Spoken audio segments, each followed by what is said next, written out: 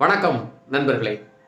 அமெரிக்காவில் போய் வேலை பார்க்கணும், குடும்பத்தை அமெரிக்காவை கூப்பிட்டு போகணும், அம்மா அப்பாவை அமெரிக்காவில் கொண்டு போய் வச்சிருக்கணும். இப்படி ஒவ்வொரு தமிழனின் ஒவ்வொரு இந்தியனின் கனவாக இருந்திருக்கக்கூடும். அந்த கனவுல இடி இறங்குற மாதிரி ஒரு செய்தி ட்ரம்போட அறிவிக்க வெளிவந்திருக்கு. செப்டம்பர் 21 அமெரிக்காவின் உயர் நிறுவனங்களில் பணிபுரியணும், அமெரிக்காவில் தங்கி இருக்கணும் அப்படின்னா நீங்கள் H1B விசா வாங்கிறதுக்கு இனிமேல் $1 லட்சம் செலவு பண்ணணும். இந்திய ரூபாயில் கிட்டத்தட்ட 88 லட்சம்.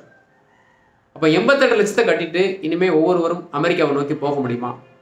அந்த கிட்டத்தட்ட $1 கோடி பணம் இருந்தால் நீங்கள் இந்தியாவிலேயே ஏதாவது ஒரு தொழில் பண்ணி சிறப்பாக பொழைச்சிக்க முடியும். அது மட்டும் இல்லை, ஏற்கனவே அமெரிக்காவில் வேலை பார்த்துட்டு தற்காலிகமாக இந்தியாவுக்கு வந்திருக்கிறாங்க, சொந்தக்காரங்களை பார்க்க வந்திருக்காங்க, விடுமுறைக்கு வந்திருக்காங்கன்னா செப்டம்பர் 21 போலனா மீண்டும் 88 லட்சம் கட்டணுமா? இதற்கெல்லாம் விளக்கமாக அந்த அமெரிக்காவின் வெள்ளை மாளிகை செய்தி செயலர் கரோனா லீவிட் ஒரு செய்தி கொடுத்துருக்குறாங்க.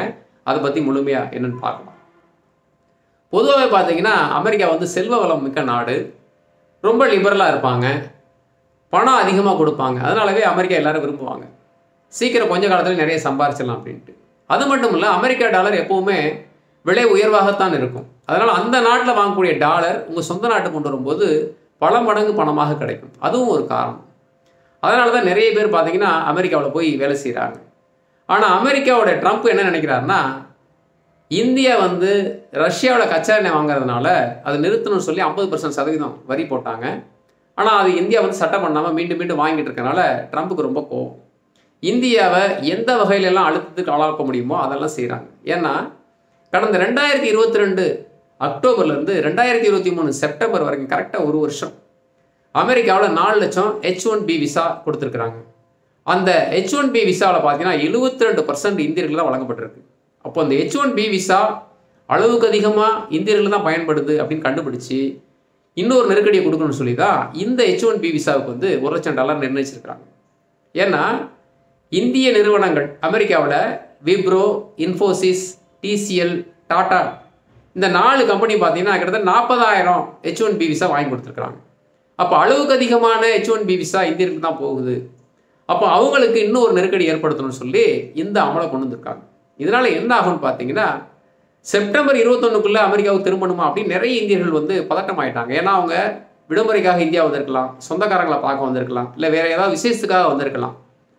அப்போ உடனே திரும்பலன்னா இன்னும் நான் $1 லட்சம் கட்டணுமா அப்படின்னா கட்ட வேண்டாம் அப்படின்னு சொல்லியிருக்காங்க. ஏன்னா 2 நாளைக்கு முன்னாடி அந்த அமெரிக்காவின் வெள்ளை மாளிகை செய்தி செயலர் கரோனா லீவிட் என்ன சொல்லியிருக்காங்கன்னா, ஏற்கனவே அமெரிக்காவில் பணிபுரியக்கூடியவங்க, ஏற்கனவே அமெரிக்காவில் இருந்தவங்க தற்காலிகமாக வெளிநாட்டுக்கு சுற்றுலா போயிருக்கிறாங்க, இல்லை சொந்தக்காரங்களை பார்க்க போயிருக்காங்க, இல்லை ஏதோ ஒரு பண்டிகையின் காரணமாக போயிருக்காங்கன்னா அவங்க திரும்பி வரும்போது அந்த பணத்தை கட்ட வேண்டியதில்லை.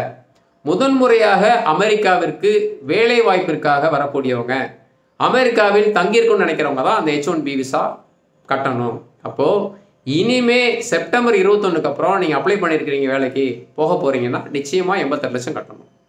இனிமே உங்கள் பேரண்ட்ஸ் யாராவது கூப்பிட்டு போகணுன்னா 88 லட்சம் கட்டணும். நீங்கள் ஏற்கனவே அமெரிக்காவில் வேலை பார்த்துருக்குறீங்க, இப்போ உங்களுக்கு திருமணம் ஆயிடுச்சு, உங்கள் வாழ்க்கை துணைவரையோ துணைவியோ கூப்பிட்டு போனால் அவங்களுக்கு கண்டிப்பாக 88 லட்சம் கட்டினா தான் கூப்பிட்டு போக முடியும். இது மிக சிக்கலான ஒரு தருணம்.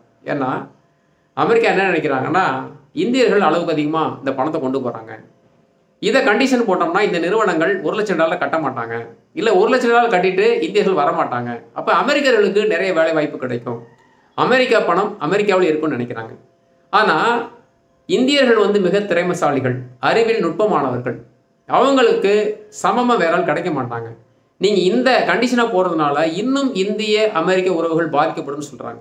இந்திய வெளியுறவுத்துறை என்ன சொல்லியிருக்குன்னா, இந்திய குடும்ப உறவுகள் இதனால் நிச்சயமாக பாதிக்கும்னு சொல்கிறாங்க. ஏன்னா நிச்சயமாக தனியாக ஒரு அமெரிக்கர்கள் இருக்க மாட்டார், குடும்பத்தை கூட்டு போகணும்னு நினைப்பார், மனைவியோ கணவனோ குடும்பத்தை கூட்டு போகணும், பிள்ளைகளை கூட்டு போகணும்னு நினைப்பாங்க.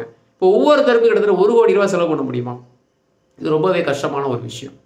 இந்த நேரத்தில் ஸ்ரீதர் வேம்பு, இந்தியாவின் தொழில் முனைவர் என்ன சொல்லியிருக்காருன்னா, இனிமேல் நீங்கள் அமெரிக்காவில் இருக்காதீங்க, இந்தியாவுக்கு திரும்பி வாங்க, உங்களுடைய அறிவை இந்தியாவில் பயன்படுத்துங்க, இன்னும் ஒரு 5 வருஷம் கஷ்டப்பட்டால் கூட நீங்கள் லைஃப்பில் செட்டில் ஆகிடலாம், உங்கள் தாய்நாட்டிலே நீங்கள் விரும்புகிற மாதிரி இருக்கலாம் அப்படின்னு சொல்கிறாங்க. ஏன்னா அமெரிக்கா இதோடு நிறுத்தாது, இன்னும் அளவுக்கு அதிகமான நெருக்கடிகளை ஏற்படுத்தும், அளவுக்கு அதிகமான கட்டுப்பாடுகள் விதிப்பாங்க.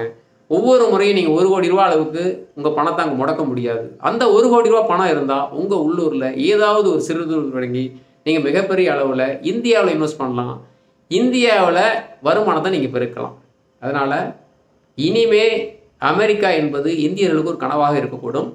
அதே மாதிரி இப்போ அமெரிக்காவில் வேலை பார்க்கக்கூடியவங்களும் அடுத்து அமெரிக்காவில் இருக்கணுமா அப்படின்ற ஒரு மிகப்பெரிய கேள்வியை இந்த அமெரிக்காவை ட்ரம்ப் கேள்வி எழுப்பியிருக்கிறாரு. நிச்சயமாக இந்தியர்கள் தாய்நாடு திரும்ப வேண்டிய தருணமாக தான் இருக்குன்னு நினைக்கிறேன். ஏன்னா இந்த அளவுக்கு பணத்தை கொடுத்துட்டு நம்ம இன்னொரு இடத்துல அவங்கள சார்ந்து வேலை பார்க்கணுமான்னு ஒவ்வொரு இந்தியருக்கும் கேள்வி எழுப்பக்கூடும்.